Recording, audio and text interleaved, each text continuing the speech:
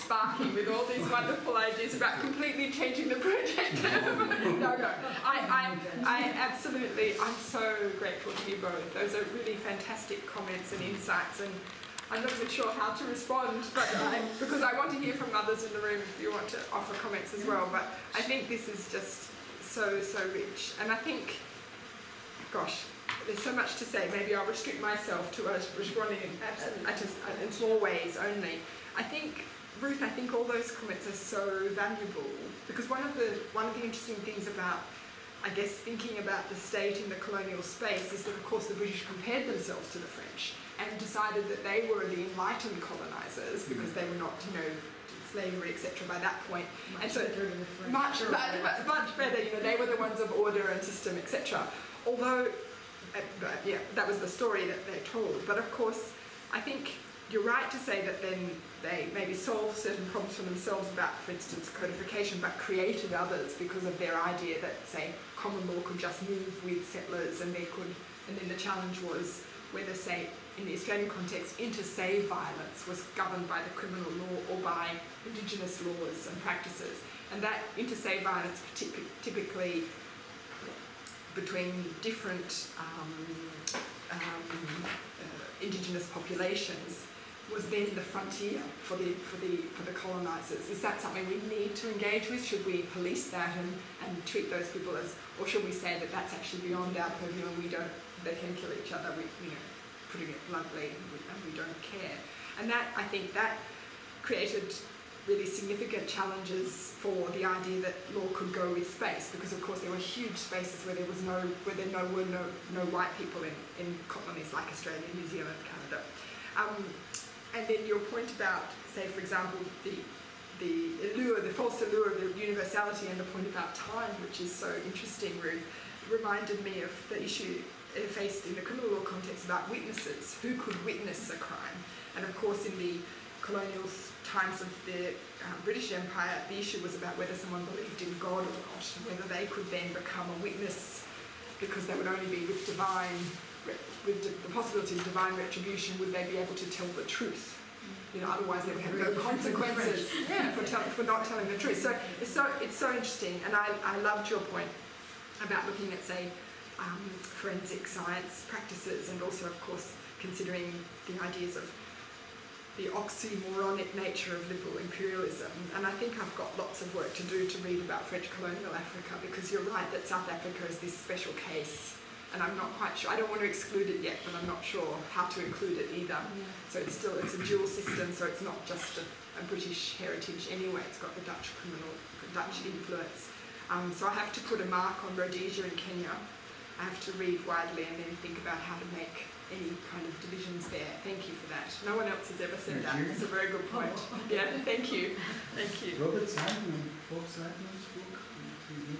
Robert Seidman, a former criminal professor of Boston University. He wrote an almost black letter, but quite a immediate book on criminal law in the former British Africa. Oh, okay. So there's a lot there on Kenya and former Rhodesia and Tanganyika, as it's called, Uganda. Oh, fantastic.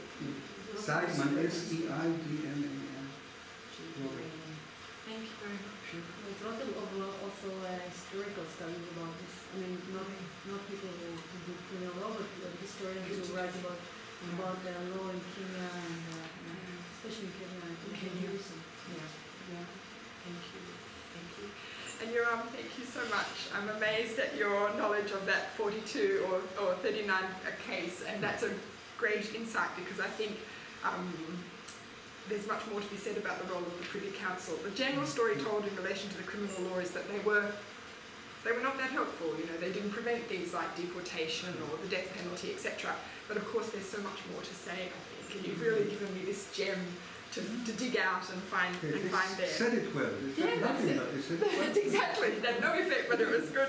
Well said. I love that. I will look at that.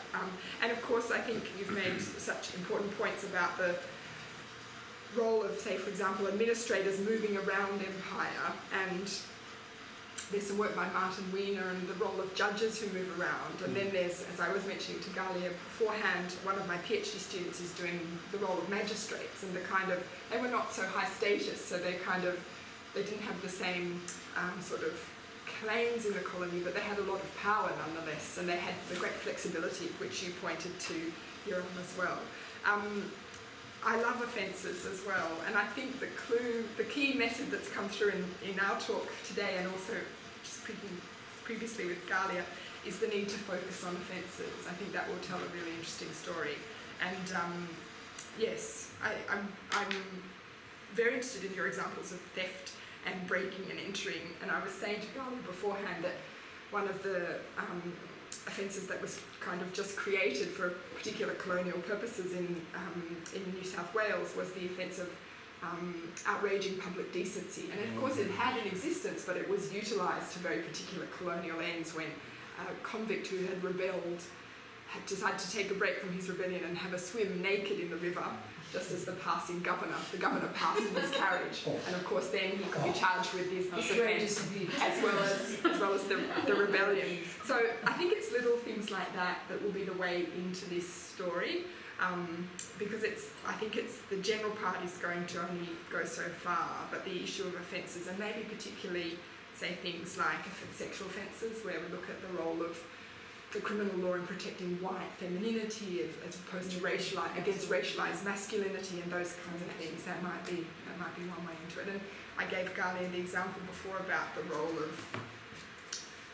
of the Empire, British Empire, as a kind of an anathema in the reform of sodomy laws in India. And there the laws were, part of the advocacy around the laws were that they were foreign, they were part of the Raj, and it was not something that came as a matter of organic kind of context from Indian culture. And that was helpful in the eventual repeal of those laws. Yes, it is marital rape. And the way it was either explicitly